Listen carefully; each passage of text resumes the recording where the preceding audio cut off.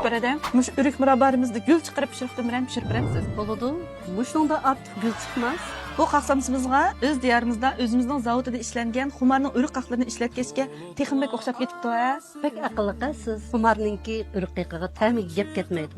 Pishiriqimizni yoqtirgan bo'lsangiz, bizga yurak berib qo'shib berishingizni umid qilaman. Tuxum 1 dona, podafin 5 gram, qitiq 300 gramdan 350 gramga qadar, un 1 kilo, oq may 100 gram, quyruq maydan 100 gram qilsangizmi bo'ladi. Tumay 100 gram, xumar so'siz seriq may 350 gram. Eng avval un, podafin, oq may, tumay, seriq may to'kib talqon holatga ekib olamiz. Endi biz buning o'tir qismini ichib, tuxumni to'kib olamiz. Qitiqdan az-azdan to'kib turib, elashtirib, xemirimizning chin bo'shliqqa qarta qitiqni yana az-azdan qo'shsak bo'ladi. Xemirni yug'urib tayin qilib oldik. 25 gramdan uzib, zugul qilib tayyorlab olamiz. Zugul qilib olgan xemirimizni chachcho'risini nepizroq holatda, o'ttirni qilin holatda ichib olamiz.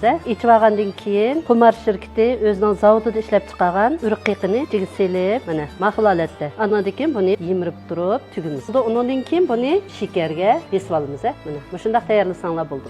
Endi biz tishqo'lg'ich orqali teshik ichib o'tamiz. Bu sababi tish jarayonida yon girbaklarning ajrab ketmaslikka foydasi bor. Oldin qisilgan duxovkada, ya'ni tigi 210, to'pi 180 gradusda 20 minutdan 25 minut qadar pishirib olsak bo'ldi. Qaqsamsimizmi 25 minutda mana shunday suzuk holatda pishib chiqdi.